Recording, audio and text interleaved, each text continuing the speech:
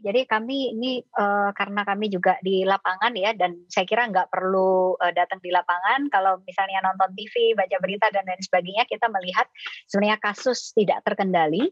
Kenapa tidak terkendali? Buktinya apa? Lonjakan kasus semakin tinggi, satu itu, Sebentar, angka Mbak Irma, kematian Anda mengatakan tidak terkendali.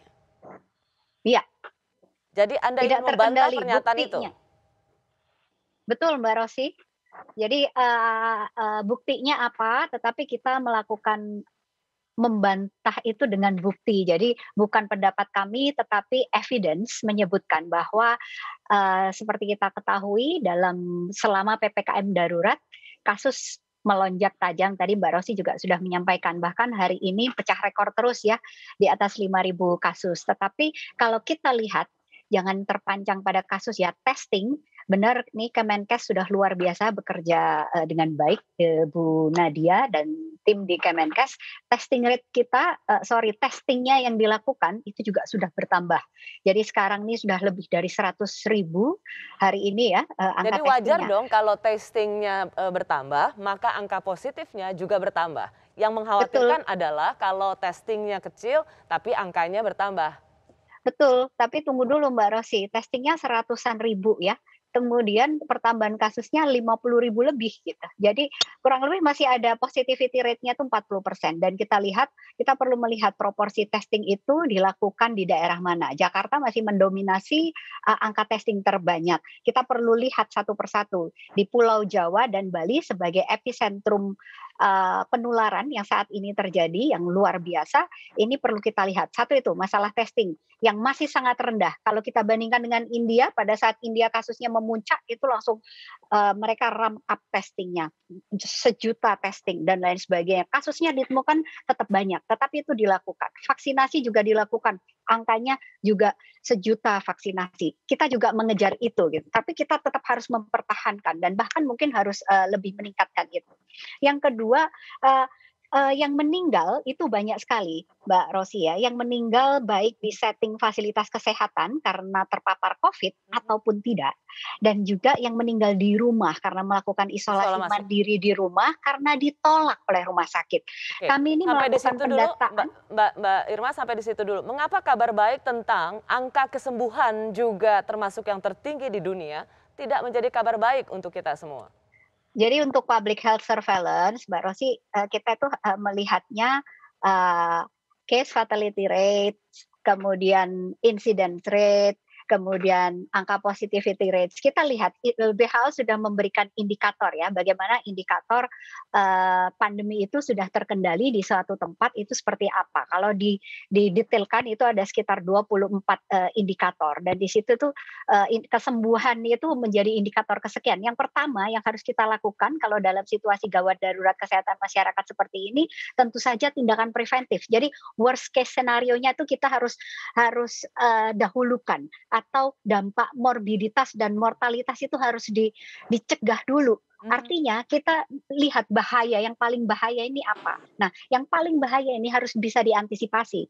Jadi angka kesembuhan bolehlah ya kita, hitung, pasti ya memang harus dihitung. Tetapi kalau untuk kepentingan untuk mencegah keparahan yang lebih lanjut dan juga, mortalitas, nah itu kita, tidak perlu melihat angka itu digunakan sebagai pelengkap. Ya, Nah saya jadi ada ingin dua yang harus menambahkan. dilihat, angka penularan aktifnya dan angka kematiannya. Disitulah akan terlihat bagaimana cara kita menanganinya. Betul, betul. Ya, baik. Nah tapi saya Saya, ingin, saya beranjak Mbak dulu Rosy, ya.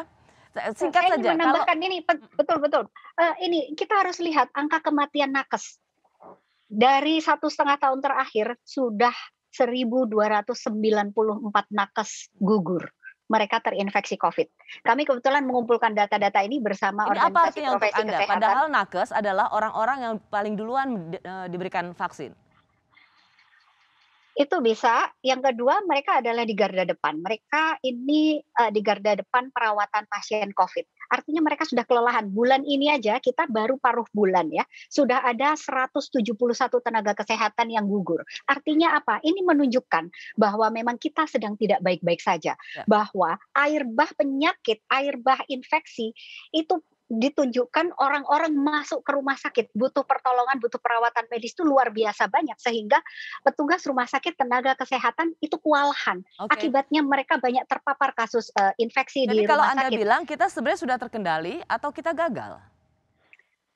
Saya lebih memilih yang kedua, Mbak Rosi, Yaitu? gagal. Pak Joni Plate, bagaimana Anda menanggapi ini? Ya, Rosi, gini ya, membaca data statistik tergantung sisi pandangnya. Sisi pandang terhadap data mau menyampaikan untuk memperkuat masyarakat atau memperlemah masyarakat. Itu pilihan kita membaca data. Kita bisa memperdebatkan data dari berbagai sisi pandang. Termasuk juga melihat data dalam ukuran jadwal harian, jadwal mingguan, apa jadwal bulanan. Jadi ini menafsirkan dan menggunakan diksi tujuannya apa. Kalau dikatakan kita berhasil atau gagal, jawabannya satu. Kita harus mampu mengendalikannya. Dan mampu mengendalikannya tidak bisa hanya dilakukan satu pihak oleh pemerintah saja. Tidak. Pemerintah harus bekerja keras. Iya. Tapi kegotong royongan dan kerjasama di seluruh komponen bangsa itu menjadi imperatif, menjadi harus. Baik, Pak Joni, kita lihat itu solidaritas masyarakat luar biasa sekali, Pak Joni. Kalau kita lihat bagaimana? Pak Joni, kalau kita bicara soal solidaritas gotong royong warga, itu rasanya mereka bukan top down, tapi justru dari bawah ke atas. Kita lihat mereka membantu mencari plasma konvalesen, membantu mencari tabung oksigen, membantu mencari kamar rumah sakit. Tapi kan pertanyaannya, betul Rosi, tapi bukan di mana itu peran konteksnya, pemerintah? Bukan betul itu, tapi bukan itu konteksnya, Rosi. Konteksnya ya penularan yang luar biasa ini ada sebab, ini akibat.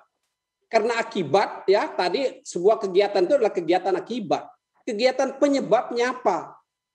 Kegiatan penyebabnya karena kita belum disiplin melaksanakan protokol kesehatan. Jadi ada yang problem di mengakibatkan masyarakat penularannya ya, tinggi. Pak Joni, Disinilah kerjasamanya penting. Kalau mengkritik kelemahan, saya kira pemerintah akui kok. Tadi Pak Luhut bilang ada kelemahannya, bukan enggak. Kita tidak dalam keadaan baik-baik saja, tidak itu. Tapi kita harus kuat dengan membangun kolaborasi yang kuat di dalamnya. Mengirimkan sinyal-sinyal yang mendorong kekompakan kita sebagai bangsa. Ya, kelemahan pasti ada, tidak mungkin tidak. Gitu.